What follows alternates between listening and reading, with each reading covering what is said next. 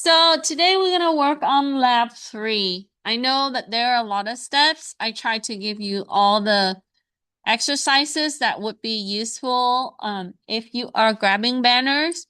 So we'll try to go as far as we can. I encourage you to complete the lab. In the case that we don't, right, that's okay. I can bring back some of the tools in the later lab. But anyway, so you are going to use Kali Linux for this. It is the best platform that you can use some of the tools that we're going to be talking about. And so you can find Kali on the link that's provided. When you visit that link again, you need to download the one for VirtualBox, which is what's referred to in this class. At home, you need to download the VirtualBox app and its extension package along with 7-zip to play your VM. So if you do this on your laptop or your home computer, just make sure that you have VirtualBox and then make sure that you have 7-zip to extract your virtual machine because they compress it, right? So I downloaded it. It's in my downloads folder. Once you get the downloads, you just right click, go to show more options, select your decompression tool, which is 7-zip. You have to use 7-zip and then extract files. Some of you have done this last week and you still have your files there, but in the case you start all over, you can follow the steps. So I extracted and it placed the extracted folder in my downloads folder. The instruction tell you to double click it, but I'm going to mount it to my app. So a way that you can do that is you are going to call up your app, VirtualBox, or type in Oracle.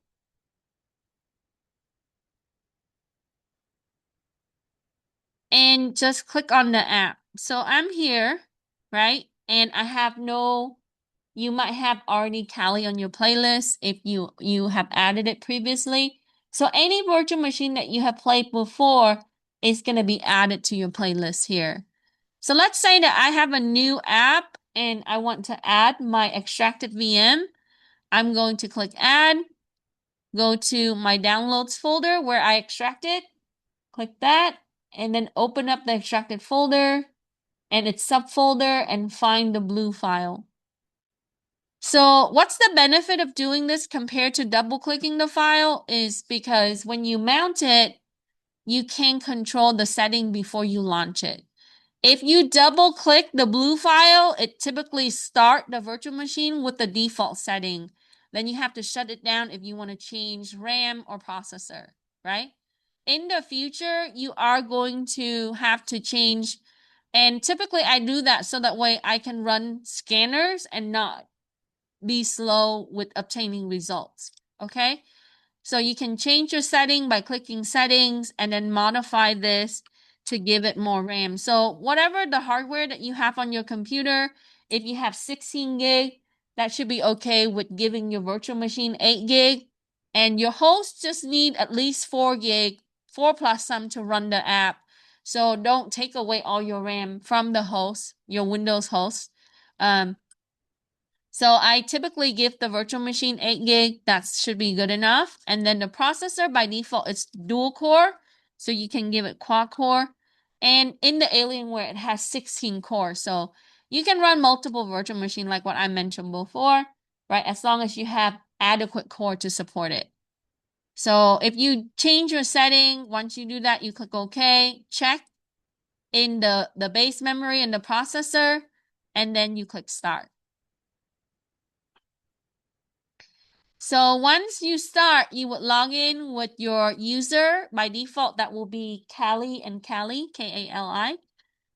And then you always start with an update command. The reason why you do that is some of you have learned that when you're trying to install packages like DVWA, if you don't have the latest update, it's going to throw an error.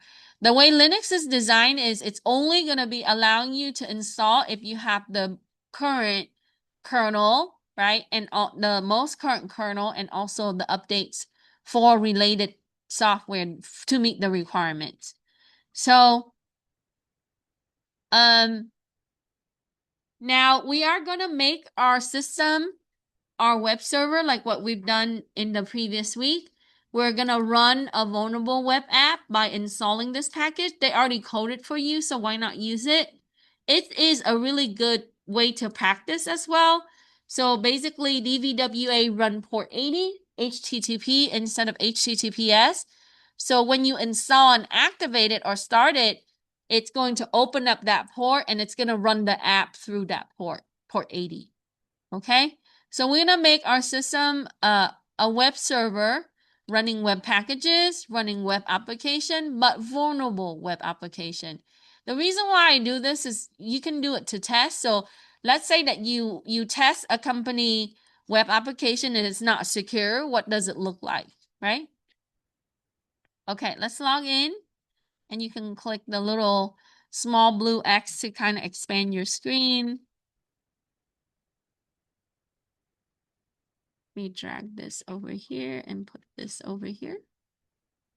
Okay, so once we're in the desktop, we're gonna open up terminal. You can click the black square or you can press Control-Alt-T. That's the shortcut key for open up terminal in Linux. Just make sure you click on the machine when you do that. And then open up your terminal.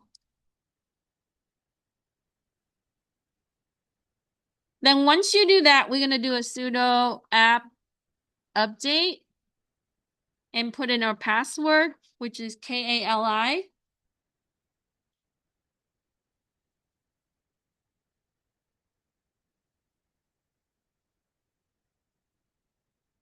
So once I have my updates, then I'm going to find the system IP address. So realistically, you want to have the public IP address for your server, right? If you have 1,000 server, you better have a list of public IP. So I was telling my class last night that if you know scripting in Python, you can obtain 1,000 server IP address by one script because you can have it in a loop. So it's just going to request, right, submit that command to each system. It's going to ask for the name and an IP address. So you can do it automated. We have a class CIS-30B for Python for networking and then 30C for Python for cybersecurity. I hope to offer that in the summer and fall. I think me, myself, and I usually teach those classes unless we find someone else that's capable of doing that. So if you've taken A and you're interested in obtaining Python programming certificate, it's going to take you from regular Python, basic Python programming, all the way to Python for networking, security, IoT, and advanced Python, which is offered this semester for data science. So once I have the updates, I'm going to do step 12, which is going to be finding IP address. And I note the IP address for you, but you are going to look at the iNet under Ethernet 0 because the virtual machine sees itself connecting using Ethernet port, even when you're running a laptop and wireless on your host, right? It's just the way that they designed the hypervisor.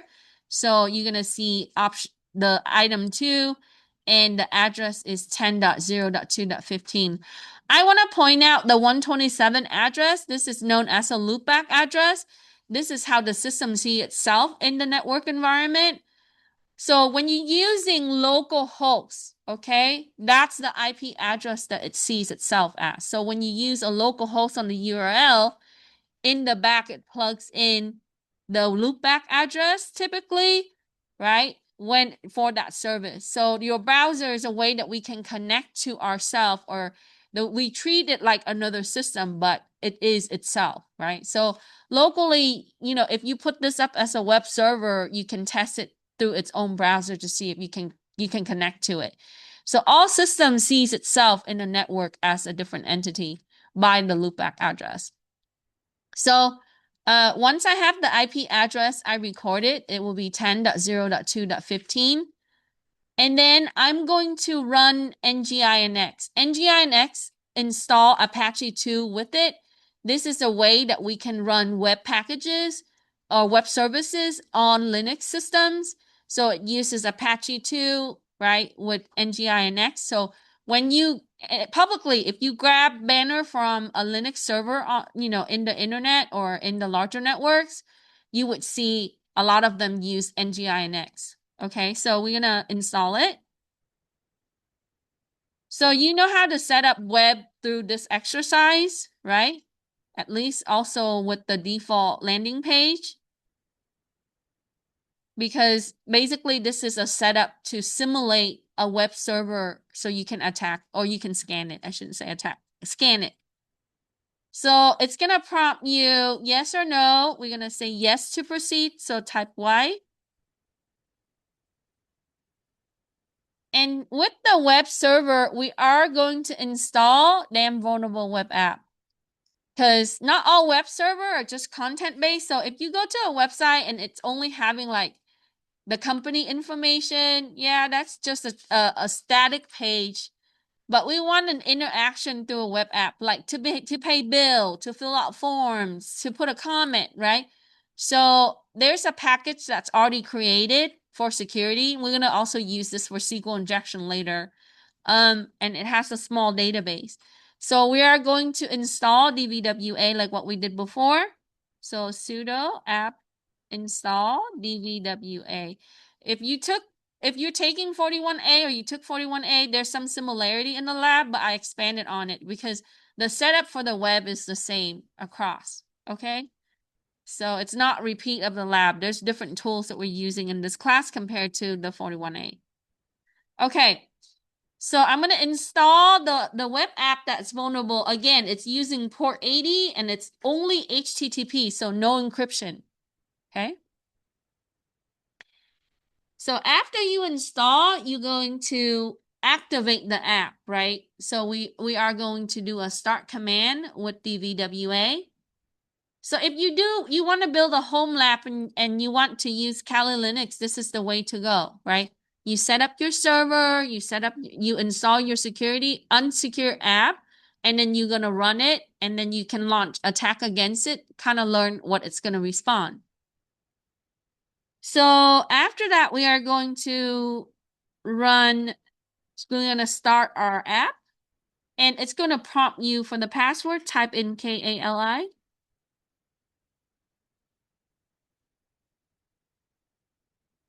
You can use the same terminal, so it's going to open up the app for you, right? You can leave that open, minimize it if you want. So we just want to run the app. So that means that the connection is continuous in that server, right? So if I want, like, let's say I click on pay bill, right? It opens up the app that way. But most of the time, we're going to use HTTPS to pay bill. In this case, we're going to use HTTP, okay? Now, I'm going to teach you how to bind using Python for your server, okay? In Python, Python 3 is equipped with Kali Linux and most Debian releases, so you don't have to install it. If you're using other releases, you have to install Python 3, but by practice, a lot of Linux release have Python 3. And if you took my Python class, you can type in Python 3 -- version, right? To see if it's there. Python 3 is different than Python 2. Python 2 is discontinued, no longer supported, but you do see some business using it. There's different in syntax between the versions, but the current version we're going to use is the 3, right? Doesn't matter 3.x, 3.11, 14, etc. It's Python 3, okay? So you can do Python 3, right? You can copy and paste a command and -m, and you're going to do http.server -- bind, and the IP address that you're running web services on, and the port number, so space 9000. So that means that I am opening port 9000 on my system, that window, right? For my HTTP server for bind. So, and it tells you that this is open. Don't close the window. You can open up as many terminals as you want. So this allows you to have that service in that port. So remember that ports are like windows and door to the house. You can enter through that door. You can exit through another door, like a back door. You can open a window to let the bird in, etc.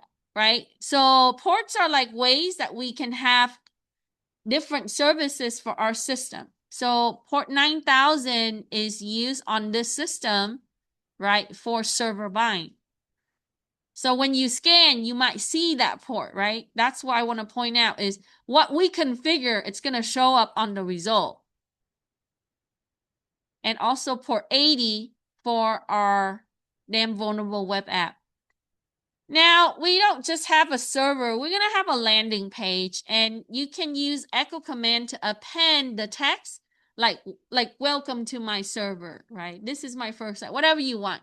So you can run this command and you can create an index HTML, right? I wanted to do this without having to go through like all the HTML formatting with heading and title. So you just do like a very simple page. So open up another terminal, okay? It says that. In a second terminal, open it up, don't close the first one.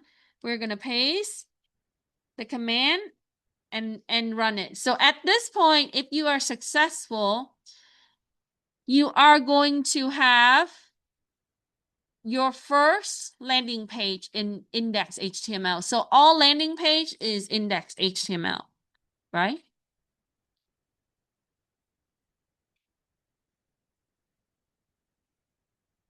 And then now we're going to test to see if our server actually works, right?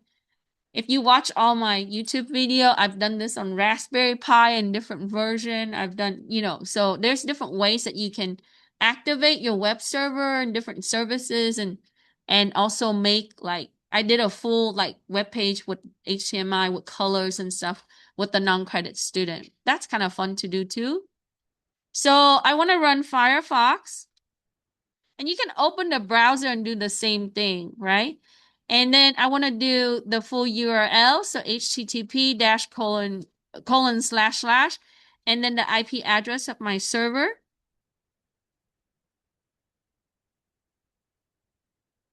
Let me see.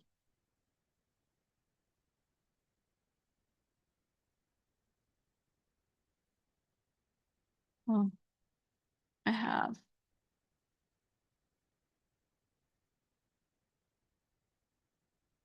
So it tells me that unable to connect, right? Why do you think that is? I have my services running and I'm typing in the right IP address. But if you click on the URL, browser is designed to make everything secure, right? But remember, we're hosting our website on one door. And we're trying to access another door. You think that it's gonna give you the same information? No, right? So each door has its own corridor, and that corridor is gonna lead you to the resource. So if you're using HTTPS, it's port 443, where if you're hosting on port 80, that's a different corridor. It's kind of like I send you down the hallway, which leads somewhere else, and I'm telling you to find me where I'm standing in a different hallway, right? So that's not going to work. So make sure you remove the HTTP. Yeah, I think it's not letting me, also blocking.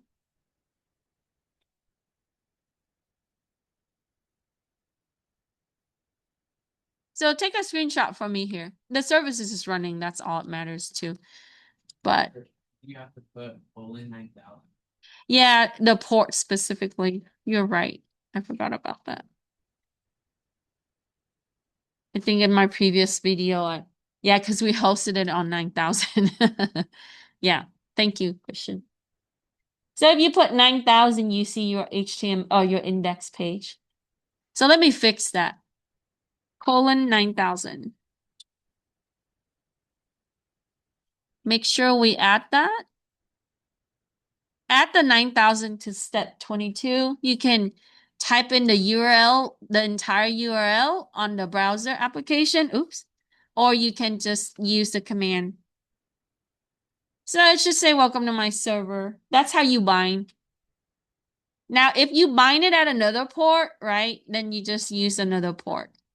But like I said, if you put HTTP, only the IP address, guess what happens? It takes you to port 80.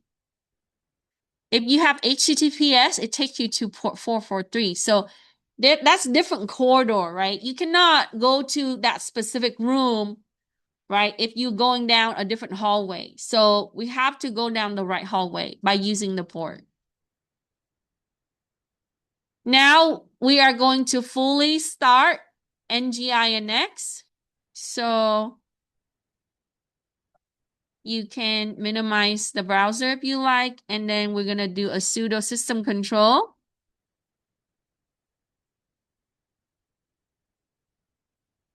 NGINX. It's going to ask you for password. Just type that in. Now I'm going to test the localhost. I mentioned before that localhost pertain to the loopback, right? So let's say Firefox, HTTP, and instead of using the IP, I'm going to do localhost. So it's loading a different page. Why? Because it's a different corridor, right? Once you start NGINX, it's open, it's using port 80, which is a different corridor for your web server.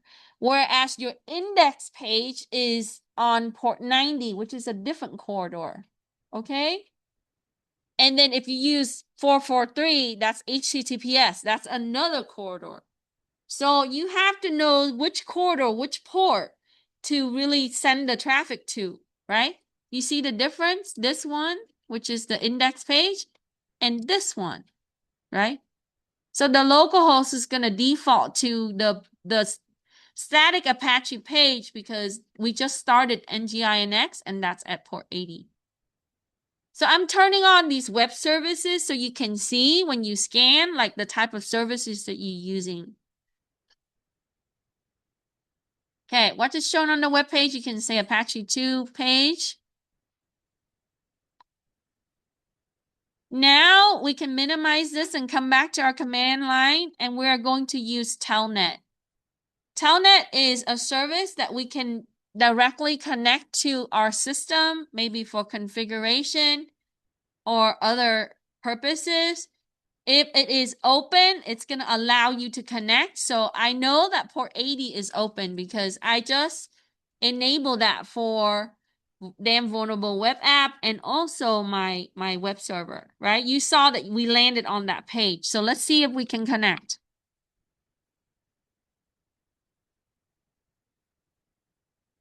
And the telnet command, you just use the IP address and then space and then the port value, which is 80. So it tells me that I am connected, right? So why is this used? Well, the attacker is going to try to see if they can telnet into your system. If they can telnet into your system and it doesn't require authentication, then they are going to be able to configure your system or reconfigure your system. Okay. And that goes for switches, routers, servers, endpoint system, etc. So I can go through corridor 80, port 80, to connect to the system. Take a screenshot when it shows connected. Is it successful? It is connected, so yes, right? It tells you. But if you're unable to connect, it'll tell you not unable to connect, right? Usually it's going to wait. There's a lag, there's a delay. You typically see that with no connection. All right, we talked about wget today. You are going to use it, right, to grab the banner for the server. So I can copy this.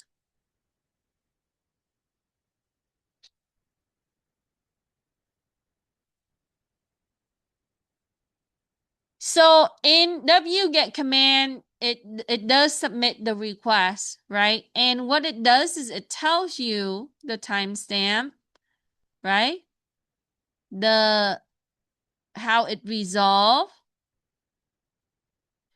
And the option S, it's going to go further on how it's going to be able to obtain. So it's not able to, if it's unable to do that, it's going to reattempt. You see that with HTTP. You see that here. And then it's able to get to the index.html, you see? So it got to the landing page there. And it loads the landing page to, so if I'm using the browser, I'm going to see welcome to my page, right? The index page. So this is what's happening in the background when the user access your web server, right? wget commands shows you the behind the screen on what's happening between two systems communicating. So we submit, right, as a client to ourselves as a server, and it loads the page 100% successful. And it saves that, and that's what you see on the client system, right? So it starts and it's finished, and it tells you that one file was loaded because that's the HTML, the index.html. Okay?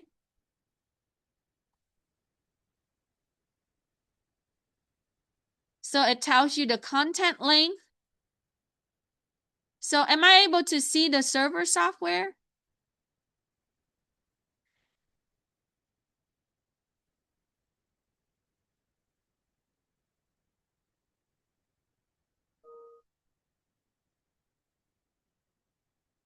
It doesn't really give me too much about the actual software there, but then let's try the curl.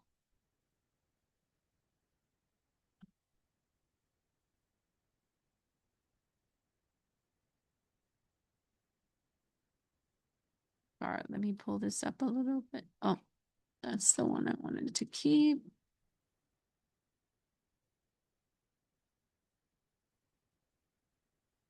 So for the curl is, this is what you're going to get. This is the actual HTML code of your Apache page. Okay. You see all the border, the font, the prettiness on your browser that you see. So it's still gonna give you the landing page, right, through port 80. And it's telling you the warning. Remember we talked about that, right? ASCII intended, and it's trying to resolve with the switch. So it tells you the HTML document that was used for the port 80, which is back to the local host. That's what we saw earlier, right? So you see two different things. When you use a wget, where did it go? To the index.html, right?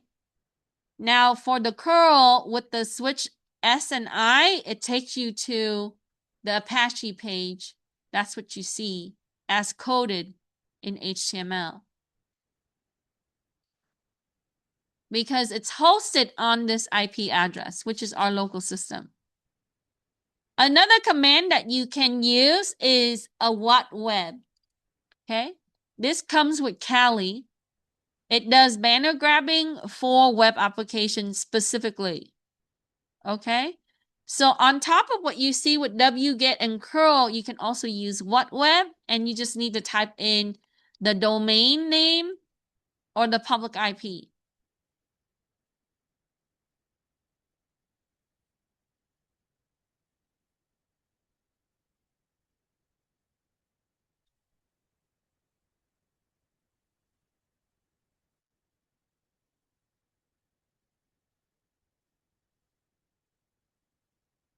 So not too much detail, but you do see status code. That means that my server is alive and responding, right? In the server setup, it doesn't really, I didn't configure it to say like US or country code, but it does tell me the package that I'm running for my web server, which is nginx. Okay. And then the title of my landing page, the default page. Okay. So if you want to grab quick banner, right, or check to see if that server is alive and responding and, to your request, you can use web.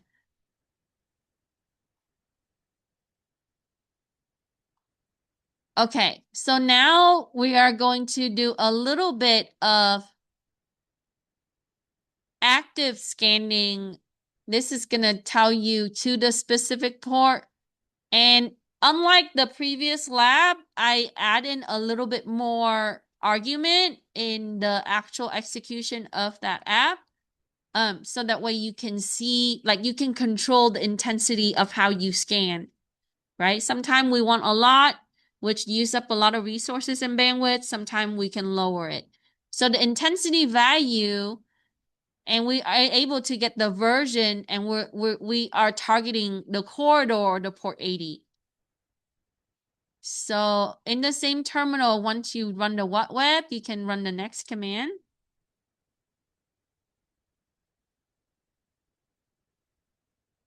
Sorry, let me try to leverage my.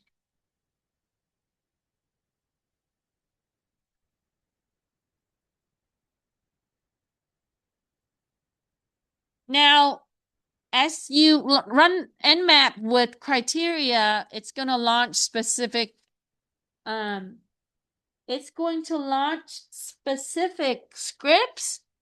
Hold on a second, I'll be there. It's going to scan the target, right? And it tells you again, because we're only targeting port 80, that's what you only see as port 80 open. And it tells you that we are running web service, HTTP, and NGINX for web service. So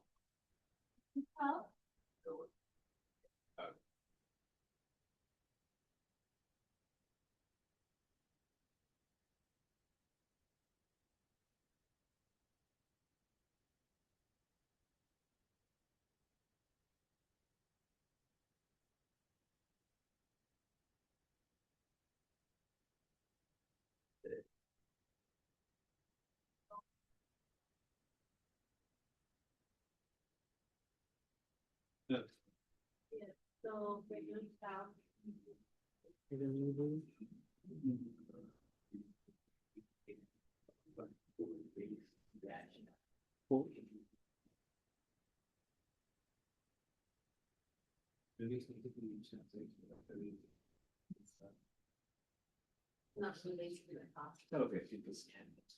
Okay, so from right there, you turn up and then you put W with. It's not like. Yeah, that's not an issue.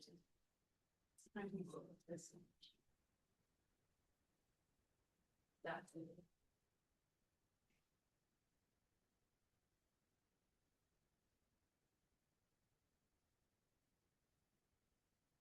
I'm like trying to think. It's using RAM for this one. It's trying to confuse me. But yeah, this one you have to put in the 9,000, the full 9,000 to really look at that one.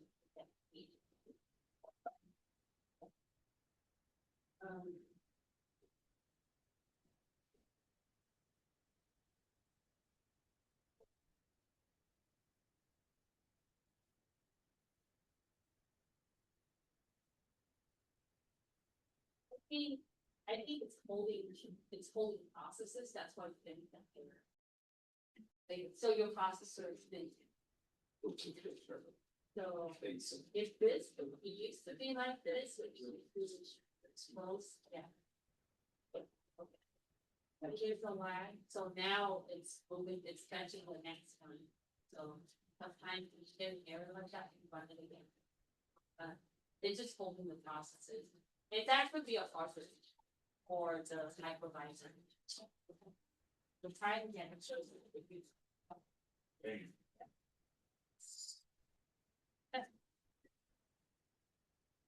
Well, is this surprising? For which one? The 27. Yeah, you're supposed to get the index HTML, right? Like this. I rerun 27 for you. Is that the curl? No, it's W get? W. Yeah. Yeah. So it loads your index HTML.point2, right?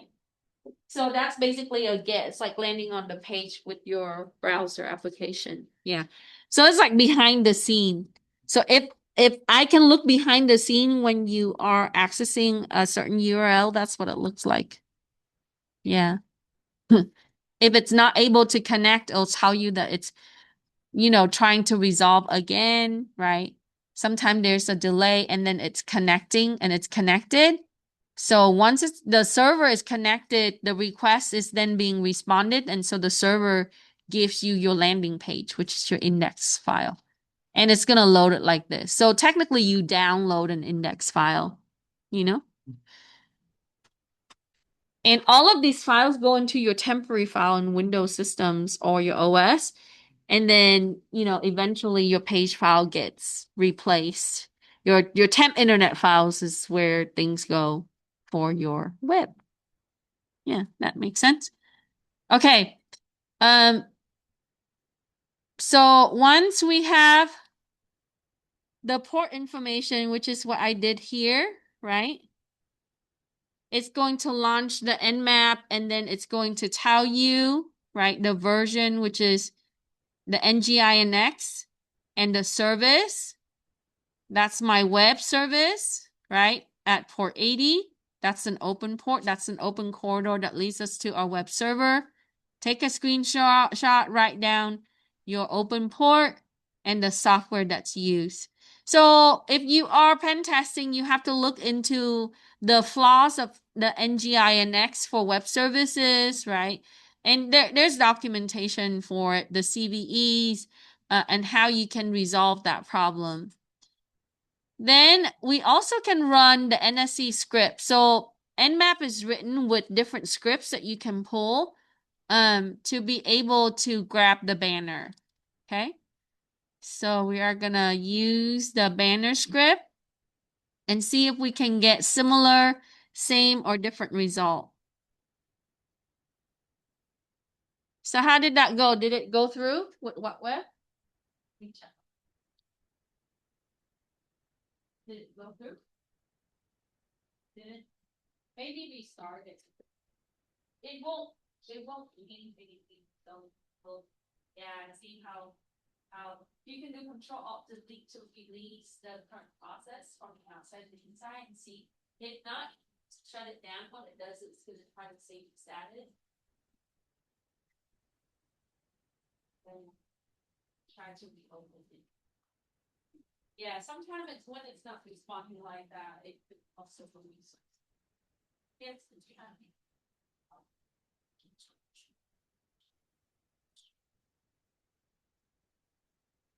So you have to set it up. Yeah, just follow the step for lab 2. We went all the way to lab 2 yesterday. Oh no, Monday. Yeah, so I think we ended up with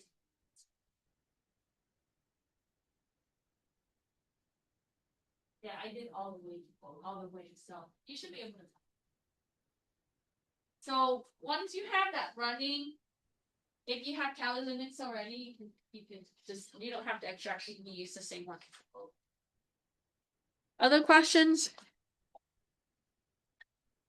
All right. So for the banner grabbing, right? It's going to tell me more. It tells me that I have a bind at 9,000. That's what we did with Python version, right? When you did that command Python 3-m. So it shows that, and that's at port 9,000, and that's your first index file. And port 80 is for the Apache one. And it tells me that the server header, remember we talked about the header? It shows me that I'm running Python and simple HTTP version 0.6. So when you grab the banner, it tells you the version of the software that you're using for your web server, right? And when you bind it with Python, it tells you the current version of Python. So that's a little bit more detail compared to the last command in step 30. Now, Nictel allows us to also scan the system, and it is an active tool, just like Nmap. So H stands for host, okay? And you want to follow the option H with an IP address. So when you do that, it's going to set this target IP for the host. And so you can see, right? Target IP, this is the IP. The host name, we don't have a name for our server, so it refers to the IP again. But if you name your server like my web server, it's going to show that there, the identity of the server. And then it's going to tell you the target port is port 80, right? So if I don't put in a parameter for port or a switch option for port, it's going to go to the default port, port 80, and it's going to launch the scan. This is really good at giving you, right, the package that's used or the software, and then also the related vulnerabilities with that software, right? Like X content type options header is not set, so that's a flaw. So that's one vulnerability. And you can go down, you can go down and it talks about like other vulnerabilities. So credential issues, etc. So is there any kind of header that's missing? Right? We see the X content type options is missing. There might be others if depending on the server. Then we can also use a thing called HTTP print or HTTP print, right? This is a way that we can obtain system information, but we need to install it. It doesn't come with Kali. So these tools are also used for admin purposes, right? Like if you do system admin and you're trying to analyze it to see how it's connecting, how it's responding, and then pen testing purposes as well. Type in that. So once the installation is done, you can also check how it's done. Okay, yeah, sometimes when you see that happens just before you restart. End that process. So we install HTTP print for step 33. To perform it, you need to make a file. So in Linux, you can make files multiple ways. You can use a cat command, you can use an echo command, and you can use a touch command. So a touch command basically just create the file for you there. So in the next step, we're going to make a file. Did you have a question? Okay. So we're going to do a touch and we're going to name our file signature. That text. Then what we're going to do next is we are going to scan it, right? And use that file for our scan. So you have to make a file, and whatever the name of the file is, you're going to plug that in with the option S when you're using HTTP print.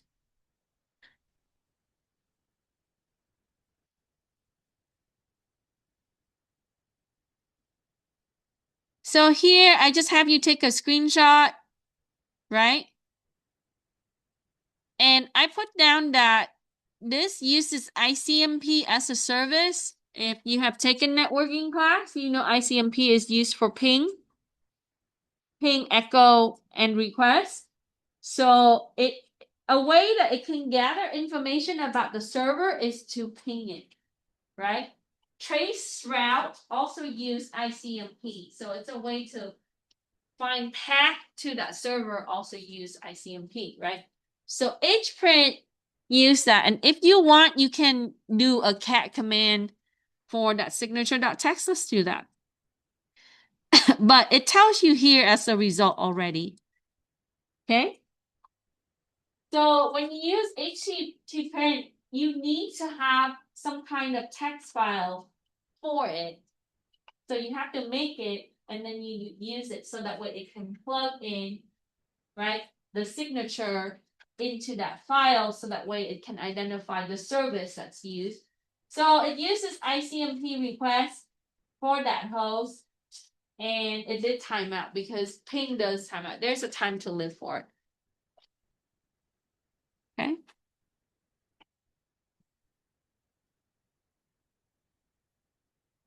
All right. So I have about 40 minutes, so we'll see if we can get through part C and going into part D. I cover a little bit of this for my 41A class. This teaches you how to configure FTP server or SFTP server, right? In Linux, you just pull the package for it, which is your VSFTPD. So if you run the command to install right here, it's going to install the package for that service.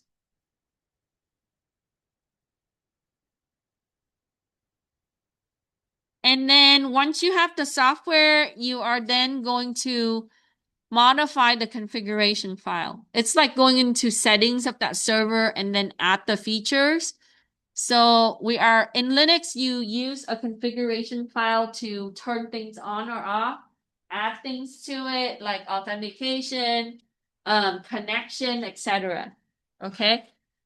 So once I have the installation for my FTP, my VSFTPD, this is what you use for Linux, we are going to back up our configuration file. So in case we mess up, we have the original to go back to, right? So we're going to move it, and then we're going to configure. So that's a good practice, is to make sure that you have a copy of your old configuration before you start tweaking it. Okay? So step 36 allows us to do a backup of our configuration file, and now we are going to edit our configuration file. So if you're editing like wireless setting, you can do it through graphical user interface or through the configuration file this way. Now we're actually editing the configuration of our FTP server. Okay. So a way that we can do this is to use a text editor. And Nano comes equipped with all Linux versions, and also you can also install and use Nano for Apple System Terminal. They call it console, right? So it's same thing. Because you know that terminal for Apple is very close to Linux terminal, right? Apple uses a slightly different command for, pulling and installing and accessing a little bit different. But you can use a text editor to write code, to modify file, etc. Okay. So I'm going to use Nano here. And what I'm going to do is I'm going to add in, right, all of these settings that we don't want it to listen. See you later. Bye. We don't want anonymous login because the old FTP server, the non-secure one, you can log in using anonymous user. That's how they got the group from, right? Anonymous user with no password or default password. You can have different settings as you read through, right?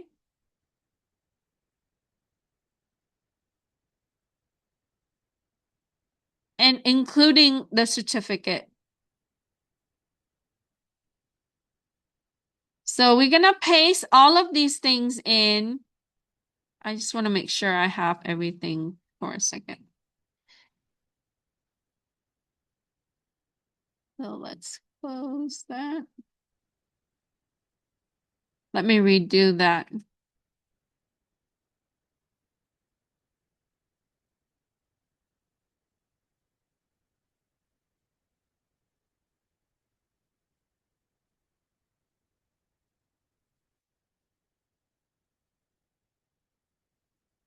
Okay, then we're gonna copy this.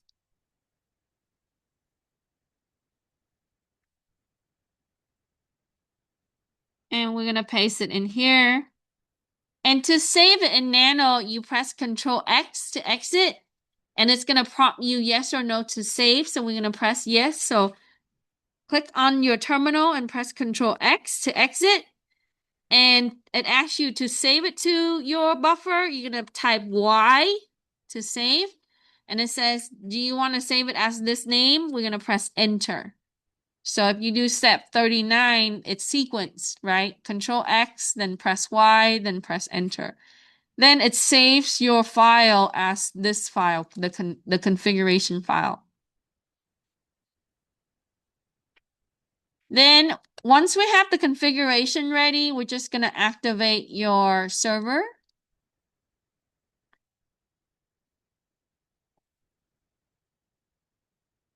By doing system control command and start. Now we're going to pull the banner for FTP, right? I mentioned earlier that you can use Netcat. Netcat been around for a long time. Everybody uses Linux for security. They know Netcat. So we are going to pull Netcat for port 20. Why port 20? That's where FTP lives. That's the corridor. That's the way to your FTP. Okay?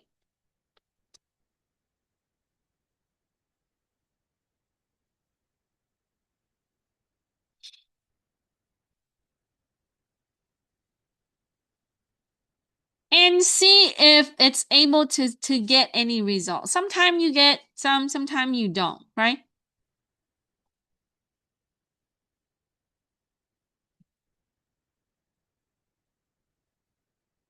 Let me see.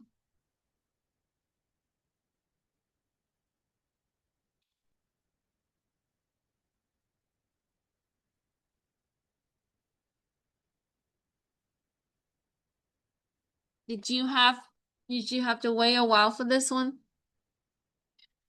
Perhaps, well, we didn't enable any firewall or anything, so it shouldn't be blocking.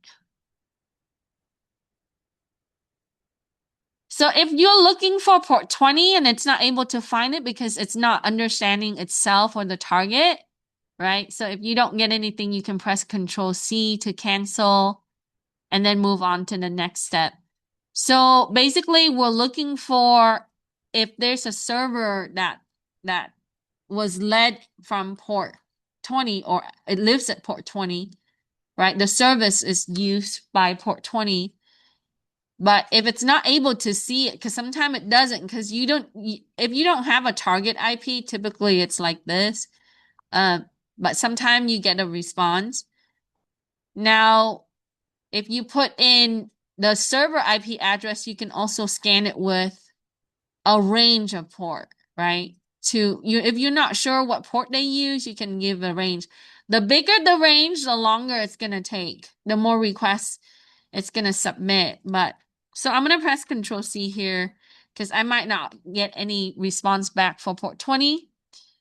And then I'm going to let me look at yeah, so see how I have the port 20 connection here? Technically it should respawn, right? Sometimes it takes a little bit of time. And then I also have a port range. 10,000 to 10,100 is the range of port. The reason why you do this is anytime that you have public server that is connected with many clients, like FTP, HTTP, you want a range. So that way you're not limited to that one corridor. Imagine that you have to service 10,000 people and you only send them through one door, right? You're going to have congestion, technically. So now when you scan the range here, look at the range that you're using. So instead of 1 to 1,000, you can try to replace it with, the range that is set if you want to test it. Okay. I'm going to do as instructed so maybe you can see. But I want you to know, so if we want to do a catch all, we can start with 1 and we can go to the max, right? So you know that we have port 20, port 80, and then FTP is open for port 21. It's also open at 20. So listen and respond is different quarter. So this is why when you did 20, it didn't respond, but it's using port 21 for your SFTPD.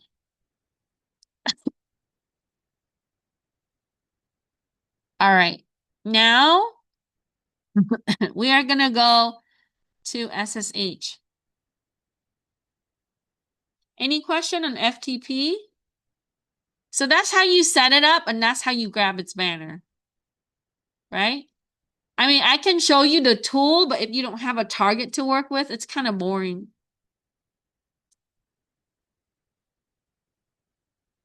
So what we're going to do next is we are going to set up our SSH server. And we are going to run a scan, or we're going to use tool like Telnet and Dimitri to grab banner for our SSH. It is slightly different technique. And the package that you're going to use is being offered by OpenSSH. This allows you to remotely connect to that system, but it is encrypted. So that way nobody can intervene or eavesdrop your traffic. They cannot hijack your session. Technically, they cannot, but it's proven that SSH can be jeopardized. So it is more secure than Telnet. Okay? In order to set up, you need to read OpenSSH information. There's like instruction for you how to use it. And you can use it with secure FTP, which is what we previously set up. So we are going to see if Callie has it.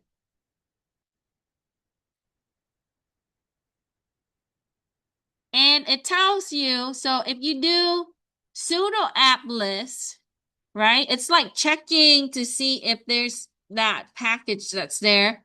Sudo app list open SSH. You ask Callie to see if it has it.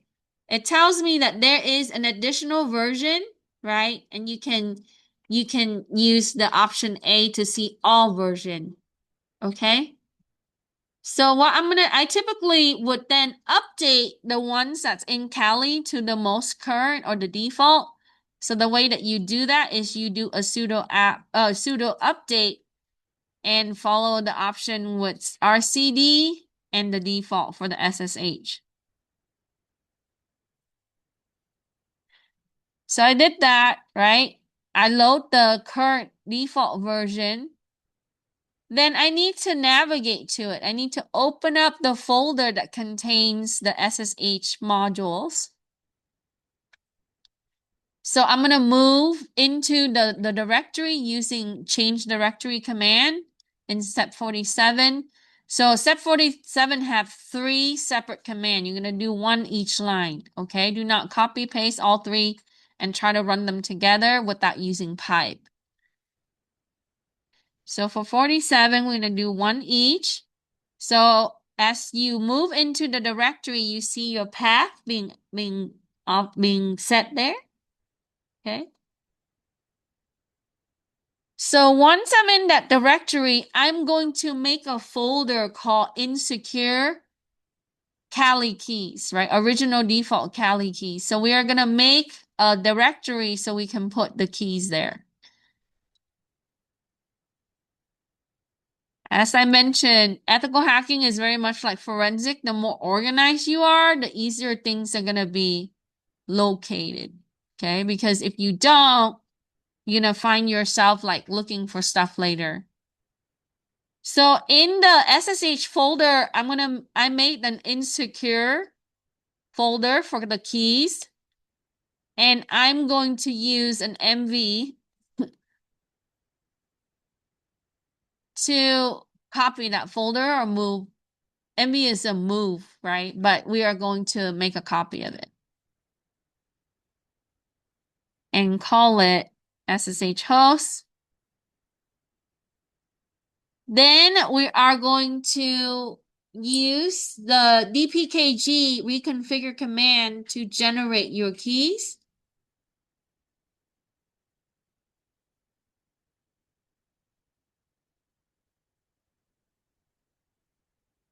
So SSH requires keys, right? Because keys are used for encryption. So you can see it uses RSA, which is a PKI infrastructure. Public and private keys are two different things. One is to use to encrypt, the other is to decrypt. So that's why it's secure. So it's going to tell you, right? Once you generate the key, it's going to create sockets. We'll talk about socket later. And then it generates the key. Okay? So once you have the socket and the key, you are going to enable those sockets. They're SSH sockets.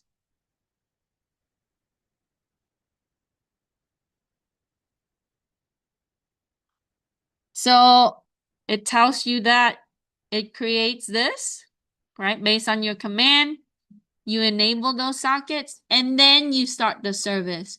So now you know how to configure SSH server. So when do I use SSH server? For remote connection that you want secure, right? Let's say that I want to access the router in the server room, right, from my computer on the network. I can SSH into it. I can connect to it. So just use SSH command with the target system IP, which is my router, right? Okay. So once you set up your service, right?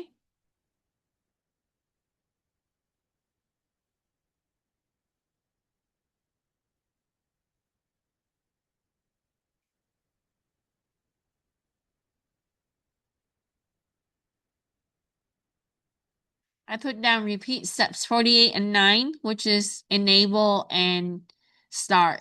So if your things fail, you can do that. So the way that we can repeat it real quick is up arrow key twice, enable the socket, up arrow key twice again, enable or start the service.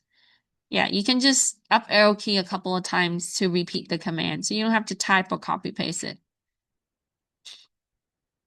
Now SSH use port 22. 22 is also used for secure FTP because secure FTP actually capitalized on SSH, right?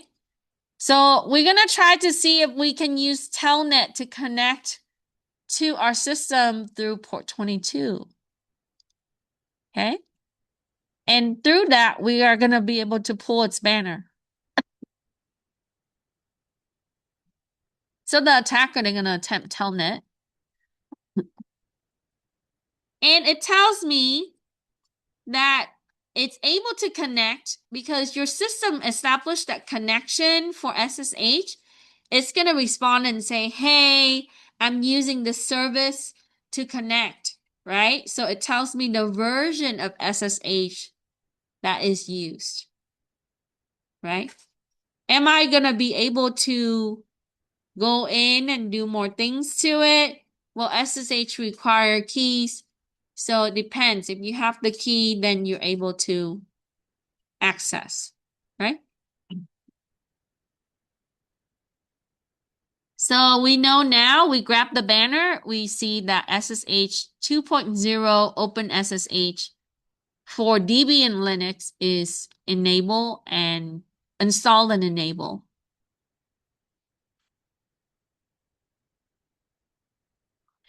'54 shows you how to use Dimitri. So Dimitri, you simply put in the option, and if you don't know, typically the tool you can say Dimitri-H or help. If they have a help page, it would show you how. So after you have done the SSH, you can press enter to come back to your terminal, because if we don't have the authentication for the key, right, you cannot fully establish the connection. So it tells you no identification string. But if you have the identification string, your key, then you can have access, right? So if you press enter, it's not the right key because it's blank. It's going to terminate the connection to your SSH server. Then in 54, we're going to run Dimitri. So you can see.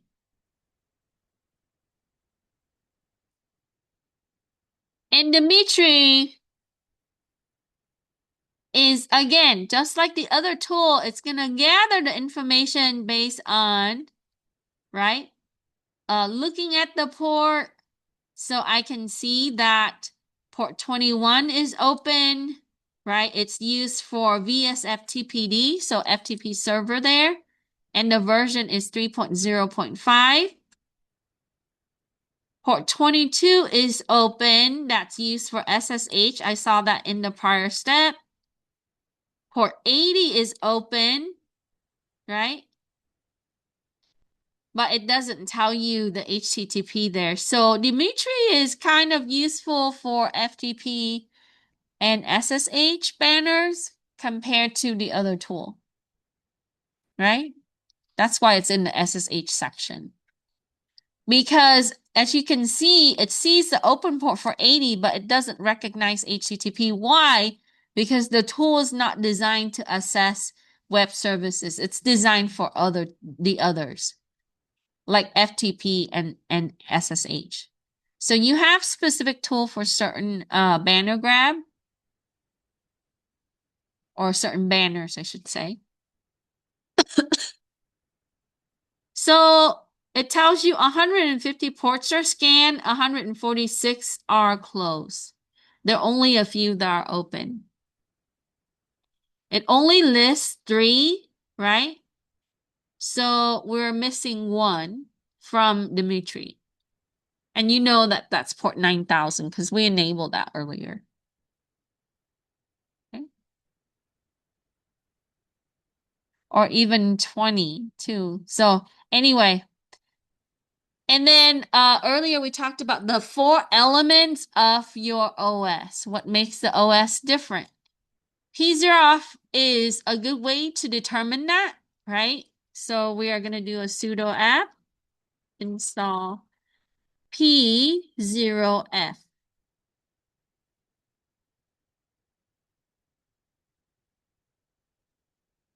Then we are going to run the tool, and this is a passive scan.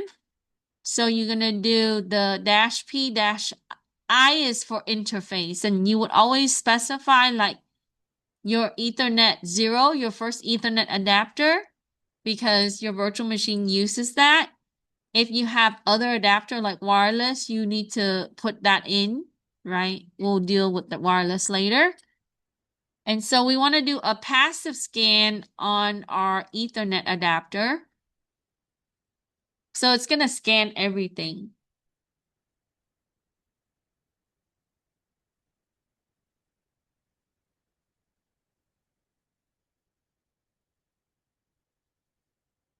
And it tells me, right? There is one file descriptor. There's 322 signatures, and it puts it in this location. The traffic interface is F0 or Ethernet 0, the first Ethernet adapter. It does do packet filtering captured for VLAN and event loop. So let me see.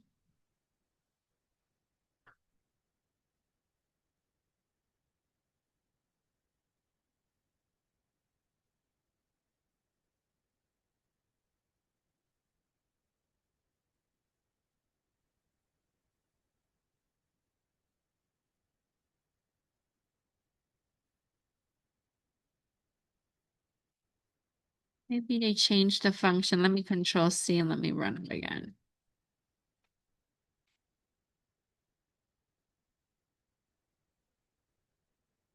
Yeah, I think they give you a summary. It's possibly that they also changed that. So if you don't have OS Discover, right, you have to expand this to kind of see, but if you don't have connection information, maybe we have to use another option. So give me a second.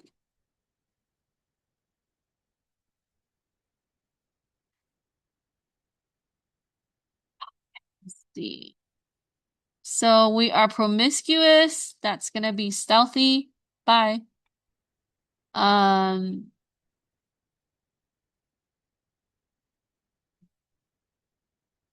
I, that's right, -P, -I, Ethernet 0.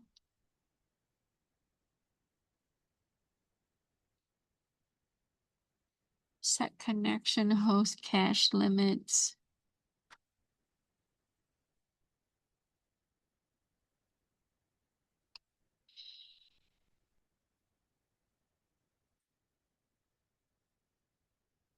Let me see if I do this. Yeah, so it's gonna always be listening, waiting for connection. I don't think because we don't have a client connecting to it. So let me see if I open the browser and test it real quick. HTTP localhost.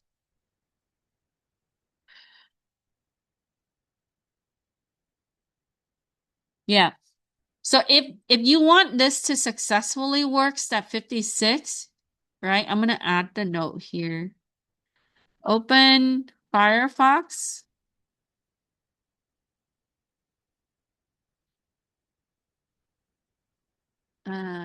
Input URL.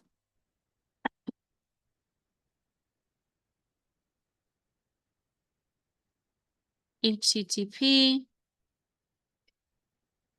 localhost.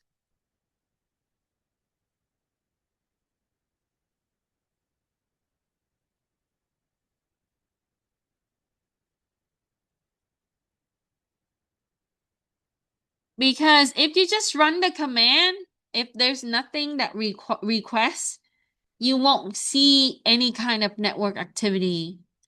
So once you do that for step 56, you're going to see operating system is going to be Linux, right? The client port, so you see the client header. You see the server header and port. And then remember we talked about keep alive, right? It shows that there. So 56 only works if you have browser activity. So open up your Firefox and put in your URL, which I just used localhost and it worked. So if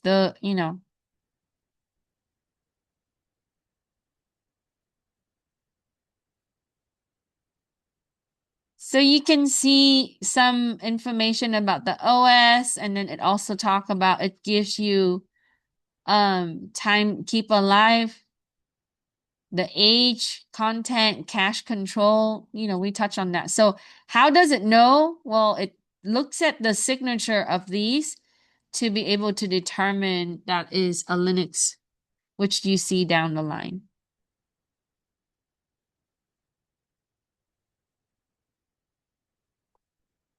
And then on the last step, you are going to do sudo map -o.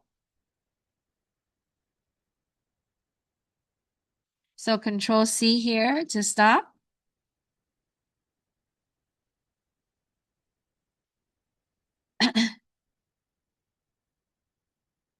And it's going to give you more. So O, right, gives us operating system. And the operating system is Linux and the kernel information, which is pretty accurate there. It tells us how far away we are from the target. We are ourselves, so it's 0 hop. It's within the network. And OS detection was performed, right? And that's how you banner grab.